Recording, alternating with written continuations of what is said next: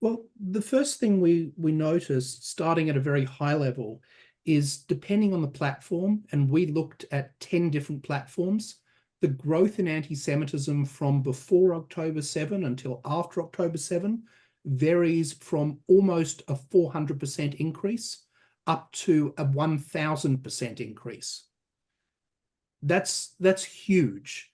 And again, the lower end, Twitter or X was actually at the lower end, but that's because our pre-October 7 data showed that it was already so high, it was essentially saturated. It didn't have much headroom to grow.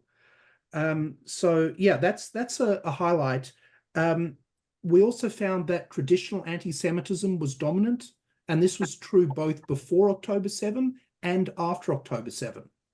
So, what we found is that, it was dominant on all but one platform. So there was a little bit of a surprise there. That surprise was LinkedIn. Prior to October 7, we weren't monitoring LinkedIn. We'd spent a year monitoring online anti-Semitism on 9 platforms, and our thinking was LinkedIn was a professional site. People have not just their personal, their real name and personal details. They have their entire work history there. They have their employer there. You're not going to engage in hate speech in a forum where you're likely to be looking for your next job. We were wrong. The post-October 7 data showed LinkedIn had a significant amount of anti-Semitism. We found it had more anti-Semitism than we found on Instagram, on YouTube, or on TikTok. And that was a real surprise. We also found it was the only platform where Israel-related anti-Semitism was more dominant than traditional anti-Semitism. So mainstream platforms like Facebook, like YouTube, like TikTok, this wasn't the case. Traditional anti-Semitism was dominant.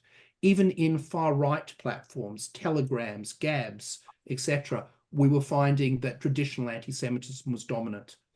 So there's something strange going on with LinkedIn. Diving into that a bit further, we found that LinkedIn was totally out of sync with every other platform when it came to making comparisons between Israel and Nazi Germany. The number of comparisons there is huge, and it seems to be a gap in their policies. They just aren't doing anything about that.